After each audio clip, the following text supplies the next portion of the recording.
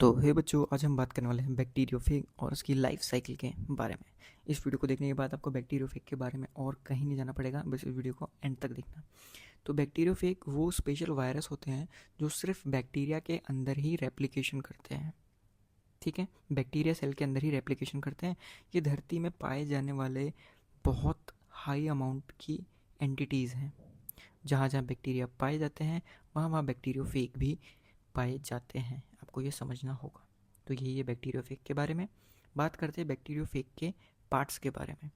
तो बच्चों, बैक्टीरियोफेज के पार्ट्स होते हैं tail, base plate, head, tail fiber. इसका स्ट्रक्चर भी दिखाऊंगा मैं आपको। टेल क्या होती है? टेल एक सिरिंज इंजेक्शन जैसा पार्ट होता है जो कि कवर्ड रहता है एक प्रोटीन लेयर से, और अंदर से ये खोखला होता है। जैसा इंजेक्शन अंदर से खोखला होता है वैसे ही टेल भी अंदर से खोखला रहता है। एग्जाम्पल के लिए हम T4 बैक्टीरिया लेंगे, ठीक है।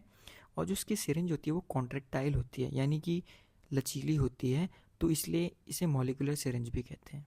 बेस प्लेट की बात करते हैं तो बेस प्लेट आप इस डायग्राम पे देख सकते हो, यहाँ पर मार्क किया हुआ है मैंने। बेस प्लेट ये होती है, ये एक हेक्सागोनल प्लेट होती है जो कि एंड पे होती है टेल के, ठीक है। हेक्सागोनल प्लेट का मतलब इसमें 6 पार्ट्स होते हैं, 6 डायमेंशन, 6 वो होती हैं वॉल्स, ठीक है। इस तरीके की हेक्सागोनल शेप होती है और ऐसी ही आपकी बेस प्लेट होती है। ये नीचे टेल फाइबर्स ऐसे लगे होते हैं, ओके। अब हम बात करते हैं अगले पार्ट की, जो कि है हेड। हेड होता है इसका पॉलीहेड्रल, इनकी सिमेट्री भी याद कर लेना। और उसके अंदर इस तरीके से जेनेटिक मटेरियल सेफ रहता है, ठीक है। यहाँ पर भी हमने बैक्टीरियोफेज T4 का ही एग्जांपल लिया है।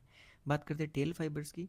टेल फाइबर्स बैक्टीरिया के एंड पे होते हैं और ये जो होते हैं स्पेशल स्ट्रक्चर होते हैं। इनके अंदर एबिलिटी होती है रिकग्नाइज करने की रिसेप्टर्स को। रिसेप्टर्स वो पार्ट होते हैं जैसे जहाँ पर टेल फाइबर्स अटैच्ड होते हैं, जैसे कि लिपोपॉलीसेकेराइड्स और प्रोटीन।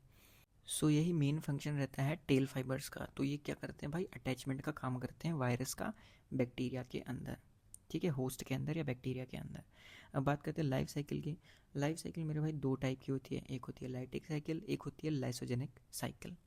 लाइटिक साइकिल को बहुत अच्छे तरीके से एक्सप्लेन करूँगा।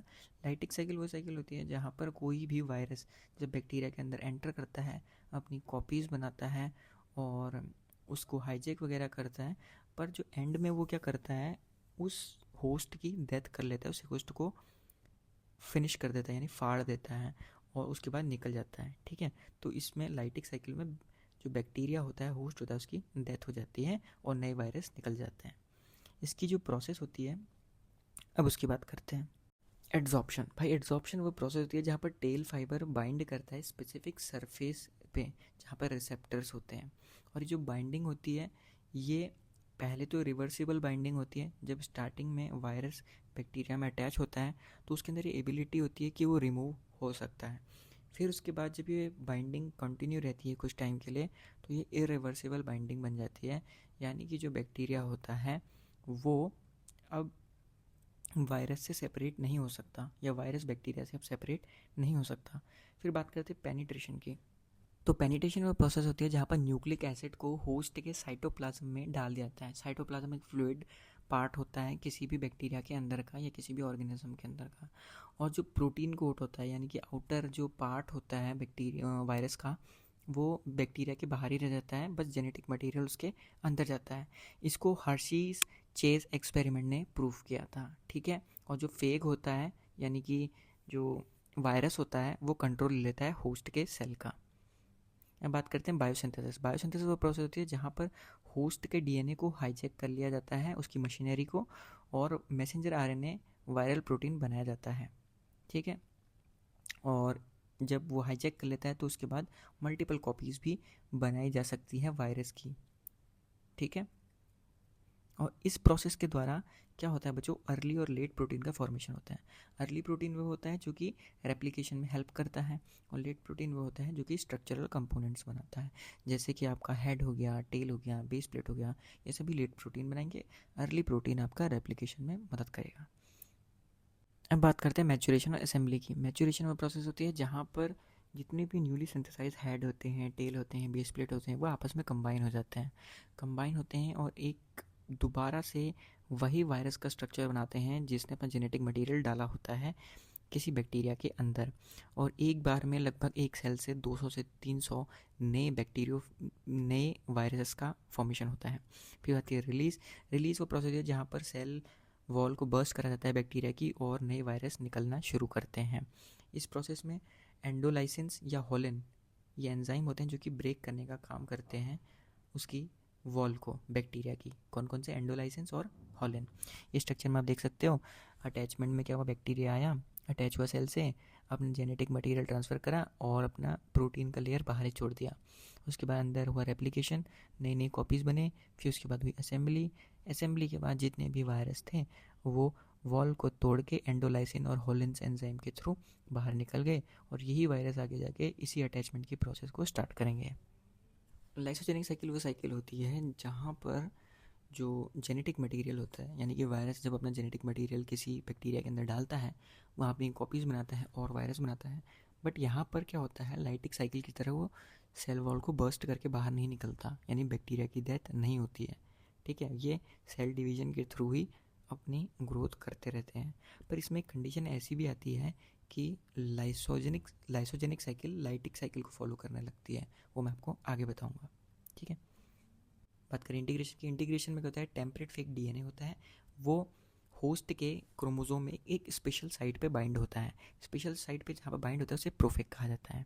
अब बात करते हैं लाइसोजेनेसी वो होती है जहाँ पर जो होस्ट बैक्टीरिया होता है वो अब एक लाइसोजन कहलाने लगता है, उसे लाइसोजन नाम दे देते हैं, और जितना भी रेप्लिकेशन होता है वो होता रहता है, और जो प्रोफेक डीएनए होता है वो सभी डॉटर सेल्स को अपनी चीज़ें भेजता रहता है, ट्रांसफ़र करता रहता है। ठीक है, पर जो प्रोफेक जीन होता है वो रिप्रेस्ड होता है। प्रोफेक जीन होता है रिप्रेस होता है रिप्रेसर प्रोटीन के थ्रू। ठीक है, रिप्रेसर प्रोटीन ही है जो लाइसोजेनिक साइकिल को पूरा कंप्लीट करने का काम करता है। पर इंडक्शन वो प्रोसेस होती है जहाँ पर एक रिप्रेसर प्रोटीन में इनएक्टिवेशन, यानी रिप्रेसर प्रोटीन खत्म हो जाता है।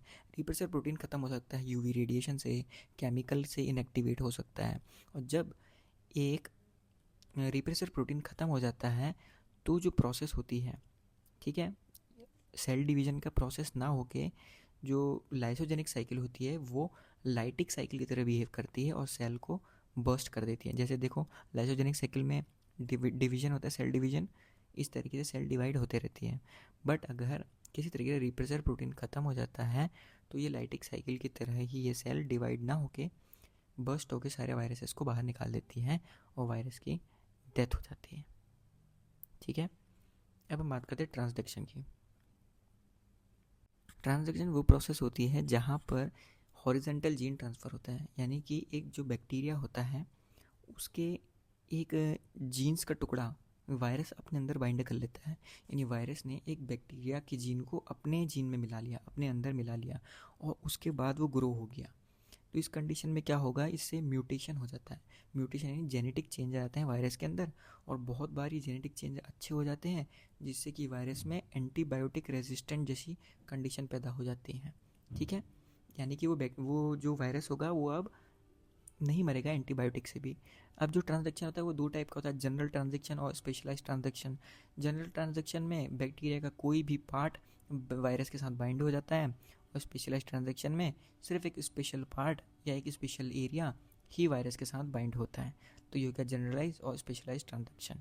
ठीक है बच्चों, अब आप लाइसोजेनिक साइकिल को देख लो ढंग से। इसमें क्या हुआ, देखो भाई, मैंने बताया था कि वायरस अपना बैक्टीरिया वो डालेगा जेनेटिक मटेरियल क्रोमोसोम के स्पेशल पार्ट पर अटैच होगा।